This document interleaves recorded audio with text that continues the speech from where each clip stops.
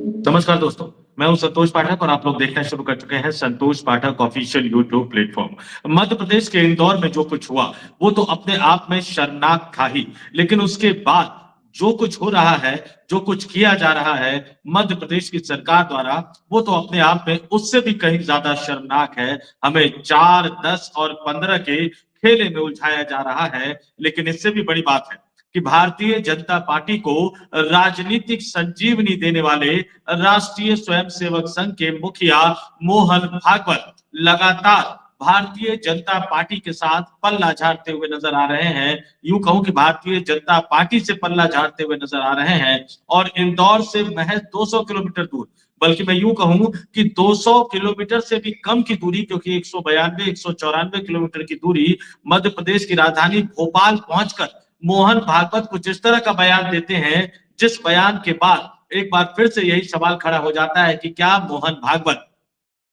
Bharatiya Janata party को चलाने वाली गुजराती लॉबी के मुखिया यानी नरेंद्र मोदी और अमित शाह से इतने ज्यादा निराश और हताश हो गए हैं कि वो बीजेपी से पल्ला झाड़ रहे हैं? क्या नरेंद्र मोदी और अमित शाह की जोड़ी ने मोहन भागवत को भारतीय जनता पार्टी से फैसला लेने वाले एक महत्वपूर्ण नेता के पद से पूरी तरह से बेदखल कर दिया है? इससे पहले कि तमाम लोग कहे कि भाजपा से मोहन भागवत साहब का क्या लेना देना है, तो कई इतिहास है जिसमें मैं बताऊंगा कि भारतीय जनता पार्टी से मोहन भागवत का क्या लेना देना है। लेकिन शुरुआत मोहन भागवत के उस बयान से करूंगा और ये भी बताऊंगा कि इंदौर से 200 किलोमीटर की दूरी, 200 किलोमीटर से भी कम की दूरी पर भोपाल पहुंचकर एक कार्यक्रम में शामिल होते हैं जहां से मुख्यमंत्री आवास की दूरी कोई बहुत ज्यादा नहीं है, लेकिन उनकी जबान तक नहीं खुलती इंदौर में हुई मौतों पर। लेकिन वो बड़ी बड़ी बातें करते हैं और भारतीय जनता पार्टी से किनारा करते हुए नजर आते हैं। तो सवाल ये उठ रहा है कि क्या वाकई मोहन भागवत निराश और हताश हो गए हैं, या वो जानबूझकर राष्ट्रीय स्वयंसेवक संघ के स्वयंसेवकों और खासतौर से इस देश के करोड़ों हिंदुओं को अपने एक नए जाल में फंसाने की कोशिश कर रहे हैं, ताकि वो कह सके कि हमारी तो कोई सुन नहीं रहा, हमारी तो कुछ चलती नहीं है। तो उमा भारती का बयान जो कि उन्होंने मध्य प्रदेश के शासन और प्रशासन के लिए कल पोस्ट किया था, मैं कहूंगा कि मोहन भागवत साहब उसको भी याद कर ले कि अगर कोई आपकी सुन नहीं रहा है तो फिर आप क्यों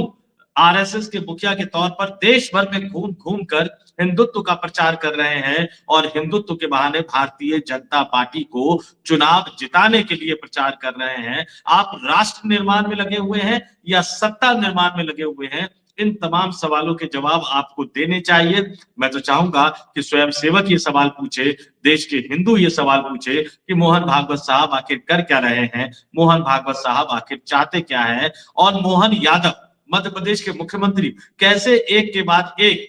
लोगों की आंखों में धूल झोंकने का काम कर रहे हैं, वो भी आपके सामने बताऊंगा। लेकिन शुरुआत मोहन भागवत से करता हूं। भोपाल की धरती पर पहुंचते हैं मोहन भागवत साहब और एक बार फिर से बोल देते हैं कि भैया भाजपा को आरएसएस कंट्रोल नहीं करता,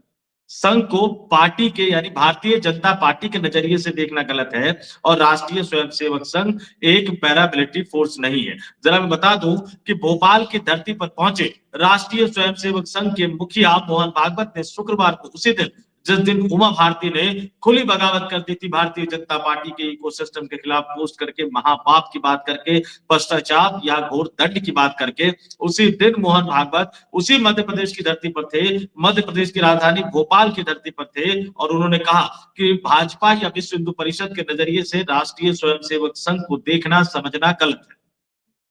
सभी स्वतंत्र रूप से काम करते हैं और संघ किसी को कंट्रोल नहीं करता, भाजपा को कंट्रोल नहीं करता। ये संदर्भ था उनका। संघ का उद्देश्य सत्ता, टिकट या चुनाव नहीं, बल्कि समाज की गुणवत्ता और चरित्र निर्माण है। और ये कितना बढ़िया चरित्र निर्माण कर रहे हैं, उत्तराखंड के भाजपा नेता के बयान से इसका अंदाजा लगाया जा सकता है। भोपाल में आरएसएस के 100 साल पूरे होने पर आयोजित प्रमुख जन गोष्ठी में बोलते हुए भागवत ने कहा कि हम वर्दी पहनते हैं, मार्च निकालते हैं और लाठी का अभ्यास करते हैं। ऐसे में अगर कोई सोचता है कि यह एक पैरा मिलिट्री फोर्स है तो यह एक गलती हो। भागवत ने आगे कहा कि हमारा मत, पंथ, संप्रदाय, भाषा और जाति अलग हो सकती है, लेकिन हिंदू पहचान हम सबको जोड़ती है। हमारी संस्कृति एक है, धर्म एक है और हमारे पूर्वज भी समान है। भागवत साहब, इंदौर में जिन लोगों ने आपकी सरकार, आपके मुख्यमंत्री की लापरवाही और निकम्मेपन के कारण दूषित पानी पीकर अपनी जान गंवाई है, वो हिंदू ही थे।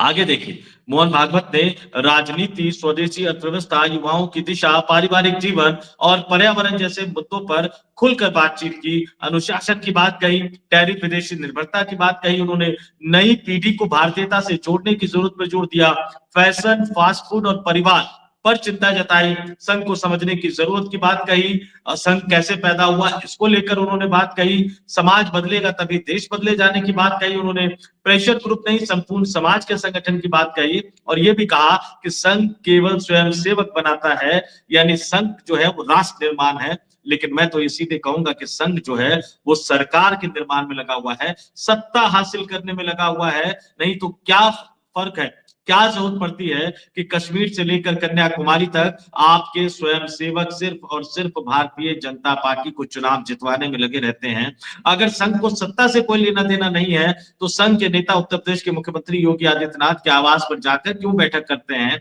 अगर संघ को सत्ता से कुछ लेना देना नहीं है तो संघ के नेता राष्ट्रीय स्तर पर भाजपा के दिग्गज नेताओं के साथ क्यों बैठक करते हैं? राज्यों के स्तर पर जहां-जहां सरकारें वहां जाकर भारतीय जनता पार्टी के मुख्यमंत्रियों से क्यों मिलते हैं? और जहां-जहां भी सरकारें नहीं है वहां भारतीय जनता पार्टी के नेताओं से क्यों मिलते हैं? और फिर अखबार में इस तरह की खबरें क्यों छपवाई जाती है कि महाराष्ट्र के विधानसभा चुनाव को जिताने में आरएसएस ने कितनी महत्वपूर्ण भूमिका निभाई, हरियाणा के विधानसभा चुनाव को जितवाने में आरएसएस ने कितनी महत्वपूर्ण भूमिका निभाई, मध्य प्रदेश, छत्तीसगढ़, राजस्थान, बिहार, दिल्ली इन विधानसभा चुनावों में भारतीय जनता पार्टी को सत्ता में पहुंचाने में राष्ट्रीय स्वयंसेवक संघ के कार्यकर्ताओं ने कितनी महत्वपूर्ण भूमिका निभाई। लेकिन सबसे बड़ी बात है कि आप मध्य प्रदेश की धरती पर पहुंचकर भी अपने ही प्रचार द्वारा बनाई गई सरकार और मुख्यमंत्री के रवैये पर कुछ नहीं बोलते। अब आप देखिए कि इंदौर में जो कुछ हुआ,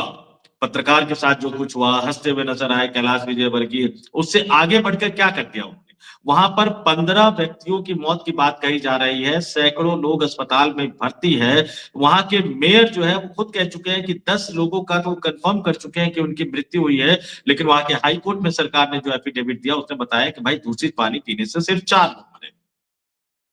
उमा भारती ने जब बगावत का बिगुल बजा दिया तो एक पोस्ट करते हुए मोहन यादव नजर आए जिसमें एक आध लोगों को हटाने की बात थी, कारण बताओ नोटिस जारी करने की बात थी, लेकिन बवाल बढ़ता गया तो देर रात एक और पोस्ट किया उन्होंने। मध्य प्रदेश के मुख्यमंत्री मोहन यादव हाईकोर्ट की आंख में तो हाईकोर्ट की आंख में तो धूल झोंक चुके हैं, कह रहे हैं कि 4 ही लोग मरे हैं दूषित पानी पीने से। और अब वो जनता की आंख में भी कैसे धूल झोंक रहे हैं वो देखिए कि उन्होंने दोपहर में क्या ट्वीट किया और कल को देर रात क्या ट्वीट किया। और देर रात जो उन्होंने पोस्ट किया, क्योंकि प्रेशर बहुत ज्यादा है, तो देर रात को उन्होंने 9:21 पे पोस्ट कर दिया। उन्होंने कहा कि इंदौर के भागीरथपुरा में दूषित पेयजल के कारण हुई घटना में राज्य सरकार लापरवाही बर्दाश्त नहीं करेगी। इस संबंध में कठोर निर्णय लिए जा रहे हैं। निगम के अपर आयुक्त रोहित सिसोनिया, पीएचई के प्रभारी अधीक्षक यंत्री संजीव श्रीवास्तव को निलंबित किया गया है और इंदौर नगर निगम आयुक्त दिलीप कुमार यादव को भी हटाने के निर्देश दे दिए गए हैं। ध्यान से सुनिएगा, इंदौर नगर निगम आयुक्त दिलीप कुमार यादव को भी हटाने के निर्देश दे दिए गए हैं और उन्हीं के बेस पर वो कहते हैं ना खुच रेप